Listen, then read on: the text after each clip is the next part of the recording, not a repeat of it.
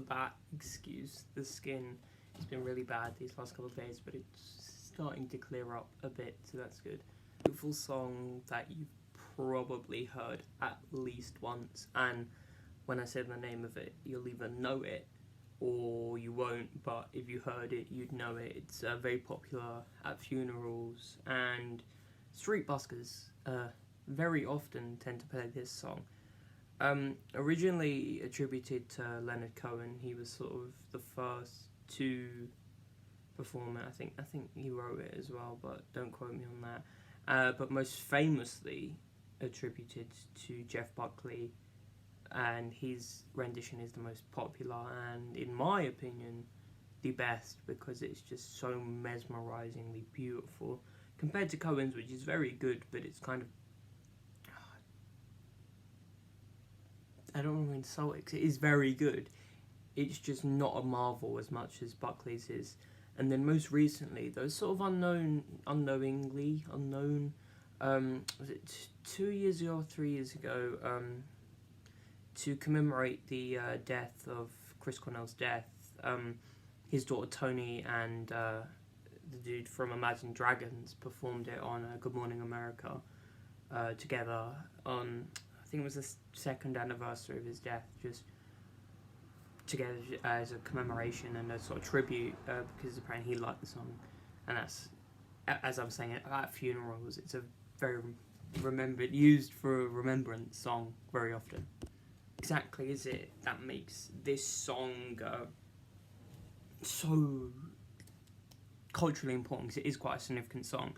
And you know, Cohen, when he wrote it, as I think he did, I'll check that in a minute, he was very religious his whole life. Leonard Cohen was a very religious person. And then Buckley, I think he was like questionably religious his entire life. Like, he was sort of on the fence, but he was definitely like had it in him that he had faith and stuff. And then Cornell, of course, were only using it for the religious sentiment of losing her father, and then, of course, because it's a beautiful, beautiful song with a great message. If you don't know, the message kind of, it tells like 3 different Bible stories in one, and it does it in sort of a way that's very dreamlike, and it sounds out there. It doesn't sound literal, it sounds figurative and abstract.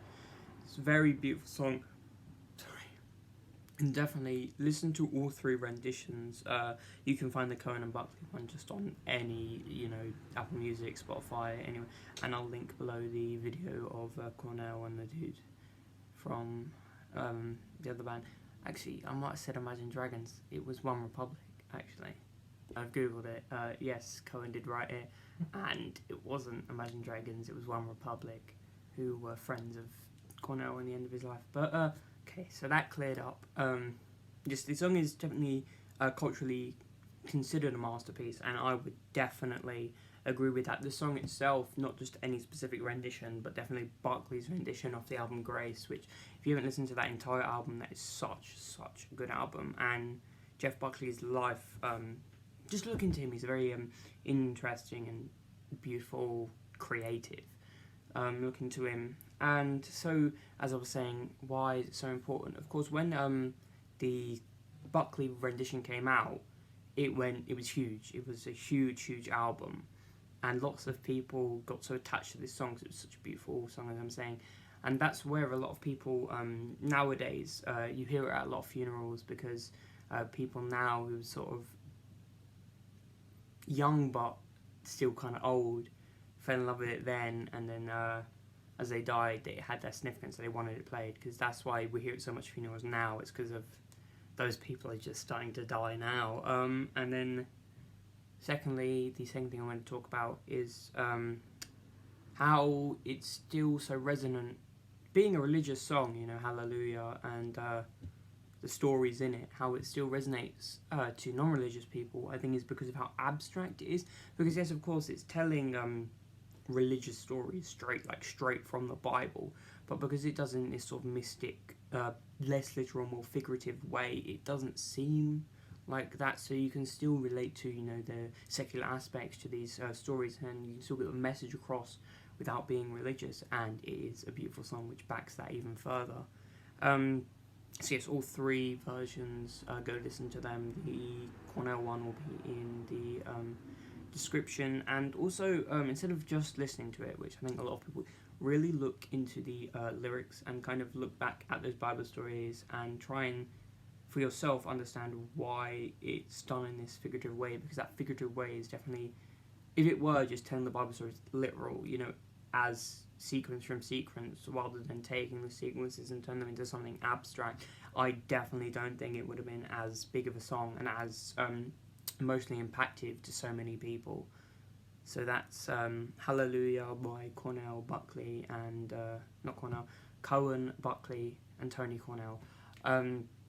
Yes, deeper into the actual lyrics, there's like 7 different meanings you can draw from it. One being, as I said, the figurative Bible stories. Second, sort of this description of like a love affair. And thirdly, just of like painful love. And then fourth and fifth, and there's so many in it. It's just, I think it's definitely one of those songs that you take the words as they are and can take your own meaning from it, and the renditions of different people doing it also helps. So I think Pentatonics, that one, I don't know, they're sextet, I don't know how many of them there are, but they definitely did a rendition of this, I'm pretty sure. And it was one of those first songs that came up with 8D audio, and everyone was crazy about that. But anyway, the lyrics, yeah, they definitely do have that relatability to where you can take your own meaning from them, which again just makes it such a more impactful song and explains why this one song, compared to, I want to say the Buckley version came out in 94 and the Cohen version was quite a bit before that, and then Cornell's was about 2017, 18. Why compared to, because there were so many other good songs around those same time periods. Those were some, 94 was like the peak of music, and the 80s or 70s, whenever Cornell's, again, peak of music, and then 2016 it went unrecognised. So why was it this song compared to so many others? And I think that really is just how the lyrics can take a turn on however you want them to, because it's so abstract and so far from being literal that you can make your own interpretation of it. And also, it sounds beautiful. It is like listening in on a dream, honestly, especially the Buckley version. I think from this point you can gather I really do like the Buckley version. And that entire album, Grace, perfect album. So go listen. It's sad, it's beautiful, and it's kind of haunting. It has that happy, sad feeling, It's kind of that draining happiness into sadness sense where, you're commemorating, especially, with the funeral sense, commemorating happiness, but it drains into sort of sorrow and sad slowness, stillness, even numbness. So definitely listen to all 3.